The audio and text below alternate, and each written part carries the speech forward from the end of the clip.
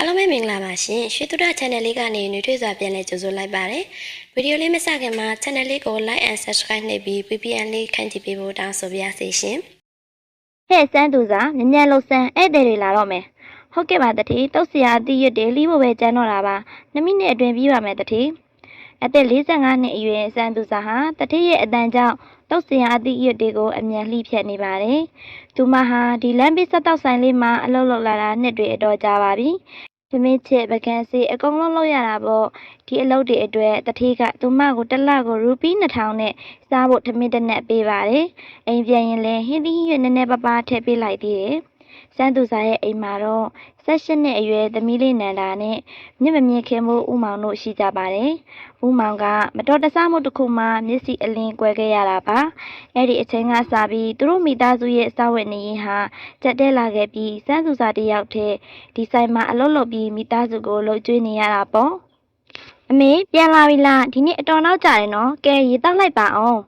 အေးသမီးရဲ့ဒီနေ့ဆိုင်မှာဧည့်သည်တွေများနေလို့ပကံတွေတောင်းလို့ပုံနေတာနဲ့ကြားသွားတာရော့သမီးဒီနေ့ဆိုင်ကပိန်းယူလာတယ်နှွေးလိုက်အောင်နော်သမီးထမင်းတော့ချက်ပြီးလောက်ရောပေါ့ဟုတ်ကဲ့အမေချက်ပြီးပါပြီစမ်းသူစားနေ့ကဘယ်နှခါပြောရမလဲအဲ့ဒီတထေးဆိုင်ကအလောက်ထွက်လိုက်စမ်းပါတနေ့ကုန်ပြင်းပန်းပန်းလုပ်ပေးရပြီးပတ်စံကြတန်ရတန်ကျွေးမပေးချင်ဘူးတော်ပါပြီရှင်ဘာပဲဖြစ်ဖြစ်သူကျေးဇူးကြောင့်ကျမတို့ထမင်းနဲ့မှန်နေတာပဲဒါနဲ့ပဲတော်လောက်ပါပြီတထေးရဲ့ဆိုင်ကြောင့်သူတို့မိသားစုလေးထမင်းစားနေရတာမို့စန်းသူစားဟာတထေးရဲ့စူးငေါသမျှကိုကြိတ်မိတ်ခံပြီးအလုပ်ကိုဆက်လုပ်နေခဲ့ပါတယ်စန်းသူစားနေဒီနေ့6မိနစ်တိတိနောက်ကြတယ်ဒါကြောင့်ဒီနေ့နင်းရဲ့လှုပ်အားကတွေကတဝက်ကိုဖြတ်ထားလိုက်မယ်အဲ့ဒါမှနင်းနောက်ခါဆိုအလုပ်ချိန်မှန်သွားလိမ့်မယ်အဲ့လိုတော့မလုပ်ပါနဲ့တထေးရဲ့ကျမလည်းအလုပ်ချိန်တဲ့နောက်ကြပြီးမှပြန်ရတဲ့နေ့တွေရှိတာပဲဘာလဲနင်းကအချိန်မို့လုပ်ပေးတာနဲ့ငါ့ကိုကျေးဇူးတင်စေချင်တာလားဟမ်လူတွေပြောတာတကယ်မှန်တာပဲဒီလိုလူတွေကိုမျက်နှာသာပေးလိုက်ခေါင်းပေါ်ချစ်တစ်ပါခြင်းကြတော့တာပဲကဲအလုပ်သွားလို့တော့ဧည့်သည်တွေလာတော့မယ်စန်းသူစားလဲစိတ်မကောင်းစွာနဲ့ပဲထမင်းချစ်တဲ့နေရာကိုသွားပြီးအလုပ်လုပ်ပါတော့တယ်တဏီကုံထမင်းချစ်ပကံဆေးနဲ့အရန်ကိုပင်ပန်းနွမ်းနေပါပြီအဲ့ဒီနေ့ကလည်းသူမအိမ်ပြန်တော့ည9နာရီတောင်ထိုးနေပါပြီဖះရေ9နာရီတောင်ထိုးပြီးအင်္ဂါလူတွေထမင်းစားချိန်တောင်ကြော်နေပြီအလုပ်တွေလည်းအကုန်ပြီးပြီဆိုတော့ဟင်းသီးဟင်းရွက်လေးယူပြီးအိမ်မြန်ပြန်မှ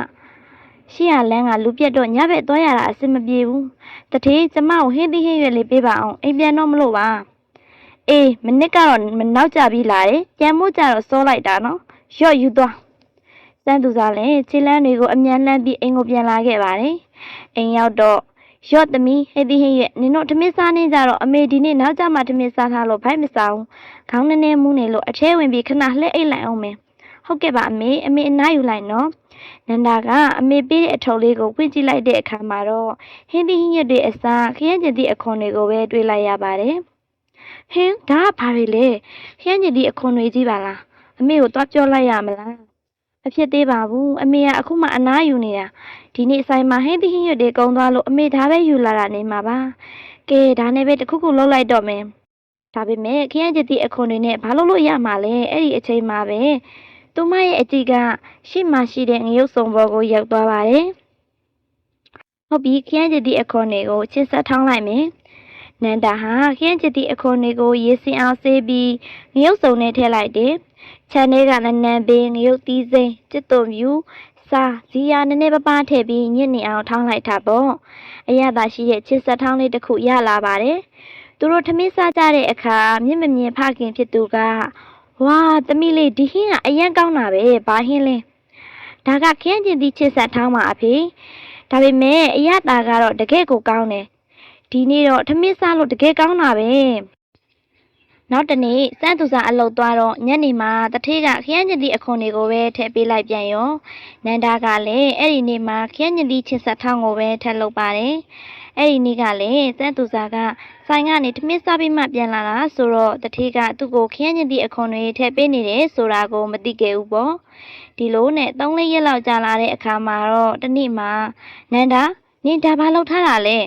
အမေဆိုင်ကနေယူလာတဲ့ခရမ်းကျင်သည့်အခွန်တွေကိုသမီးချစ်ဆက်ထောင်းထားတာလေသမီးနဲ့အဖေကတော့အရန်ကြိုက်တယ်အမေလည်းမြည်ကြည့်ပါလားဘာဒီတထေအမြဲတမ်းအခွန်တွေထည့်ပေးနေတာလားငါမနစ်ဖြန်သူနဲ့သွားတွေ့မှဖြစ်မယ် ဒေါသထွတ်ထွတ်နဲ့ပဲစန်းသူစားဟာသမီးလှုပ်ထားတဲ့ချစ်ဆက်ထောင်းကိုမြည်ကြည့်လိုက်တဲ့အခါမှာတော့သူကိုယ်တိုင်လည်းအရင်ကိုသဘောကျသွားပါတယ်။ဟိုးငါသမီးလေးကတော်လိုက်တာပြာပုံလေးကနေရွှေဖြစ်အောင်လုပ်နိုင်တာပဲ။ဟုတ်တယ်စန်းသူစားရင်ငါတို့သမီးလေးကမိဖို့ကြောင့်အလုပ်တွေကိုဒီလောက်တောင်ကြမ်းကြမ်းကျင်ကျင်လုပ်တတ်လောက်အောင်ကြီးပြင်းလာတာကိုသတိမထားမိလိုက်ဘူး။အဲ့ဒီညမှာတော့သူတို့ထမင်းစားပြီးအိတ်လိုက်ကြတယ်။ဒါပေမဲ့နောက်တစ်နေ့အလုပ်သွားတဲ့အခါတထေဓာတ်ကဘာတွေလဲအခုကျမအောင်ဟင်းသီးရွက်တွေအစားအခွန်တွေထည့်ပေးနေတာလား။အေးဟုတ်တယ်။နင်ကလကလည်းယူဒီမှာလည်းအလကားစားတော့ပြီးတော့နင်အိမ်ကလူတွေအတွက်ပါဟင်းသီးရွက်တွေယူသွားသေးတယ်။ငါကနင်မိသားစုကိုကျွေးမွေးဖို့တာဝန်ယူထားတာလား။ရှင်ကရောကျမကိုလကဘလောက်များများပေးလို့လဲ။လကနည်းနည်းလေးနဲ့အလုပ်တွေတောင်းလို့ပုံလို့ခိုင်းနေတာ။ဘာအခုနင်ကငါ့ကိုပြန်ပြောနေတာလား။ကဲသွားတော့ဒီနေ့ကစားပြီးနင်ငါဆိုင်မှာအလုပ်လုပ်เสียမလို့တော့တထေးကသူ့ကိုအလုပ်ထုတ်လိုက်တဲ့အတွက်စန်းသူစားလည်းစိတ်မကောင်းစွာနဲ့အိမ်ပြန်လာခဲ့ပါတယ်ငါတို့လိုမရှိစင်းရဲသားတွေအတွက်ဖျားသခင်တောင်မရှိဘူးထင်ပါရဲ့တထေးအတွက်ဒီလောက်အလုပ်လုပ်ပေးခဲ့တာတောင်သူငါ့ကိုအလုပ်ထုတ်ဖို့တစ်စက္ကန့်တောင်မစင်စားခဲ့ဘူးစိတ်ညစ်ပါနဲ့အမေရဲ့ဖျားသခင်ကစီစဉ်တာဟာကောင်းတဲ့အရာတွေအတွက်ပဲဖြစ်မှာပါကဲမေအမြင်မျက်နှာတက်လိုက်အောင်မနေ့ကခရမ်းညင်သည့်အခေါ်နည်းနည်းကြံသေးတယ်သမီးချစ်ဆက်ထောင်းလုပ်လိုက်မယ်စန်းသူစားဟာမျက်နှာတက်ပြီးထောင်းတနေရာမှာစိတ်ညစ်ညစ်နဲ့ထိုင်နေပါတော့တယ်နန္ဒာကတော့ချစ်ဆက်ထောင်းလုပ်ဖို့ပြင်ဆင်နေတာပေါ့ခဏအကြာမှာတော့မွှေးကြိုင်တဲ့ရနန်းကအင်းကြီးနာချင်းတွေအစီအထိလွင့်ပြတ်သွားပြီးအင်းကြီးချင်းဖြစ်တဲ့တီတာကအဲ့ဒီအနံအတိုင်းသူတို့အိမ်ကိုရောက်လာပါတော့တယ်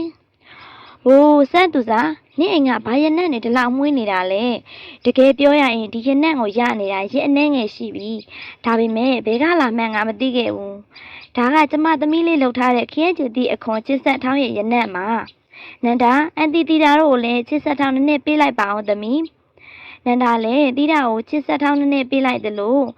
တခြားအင်းကြီးချင်းအမျိုးသမီးတွေကိုလည်းပေးလိုက်ပါတယ်နောက်တစ်နေ့မှာတော့လူတိုင်းကသူမရဲ့ချစ်ဆက်ထောင်းကိုအရန်ချီကျူးကြပြီးနန္ဒာကိုလည်းလုံနီးတင်ပေးဖို့တောင်းဆိုကြပါတယ်ဒါပေမဲ့နန္ဒာရဲ့လက်ရာကိုတော့ဘယ်သူမှမမီပါဘူးဒီနေ့မှာတီတာကသူတို့အိမ်ကိုရောက်လာပြီးနန္ဒာသမီးမနေ့ကအန်တီရဲ့ထမင်းဆိုင်ဝန်ဆောင်မှုမှာသမီးလှုပ်ထားတဲ့ချစ်ဆက်ထောင်းနည်းနည်းကိုဧည့်သည်တချို့ပေးလိုက်တယ်အရင်ကလည်းအန်တီကိုယ်တိုင်လုပ်ပြီးပေးဖို့ပါတယ်ဒါပေမဲ့မနေ့ကသမီးလက်ရာကိုတော့လူတိုင်းကအရန်ကြိုက်ကြပြီးအဲ့ဒီချစ်ဆက်ထောင်းကိုထမင်းဆိုင်နဲ့အတူမထည့်ပေးရင်ဝန်ဆောင်မှုကိုရက်ပစ်မယ်လို့တောင်ပြောကြတယ်ထည့်ပေးမယ်ဆိုရင်တော့တခြားအော်ဒါတွေပါထည့်ပေးမယ်တဲ့ဒါကြောင့်အန်တီတခုခုစဉ်းစားလိုက်တယ်အခုကစပြီးသမီးတို့သားအမေနှစ်ယောက်အန်တီနဲ့အတူတူအလုပ်လုပ်ပေးကြပါအဲ့ဒီအတွက်အန်တီကမင်းတို့သားအမေနှစ်ယောက်ကိုလကကောင်းကောင်းပေးပါမယ်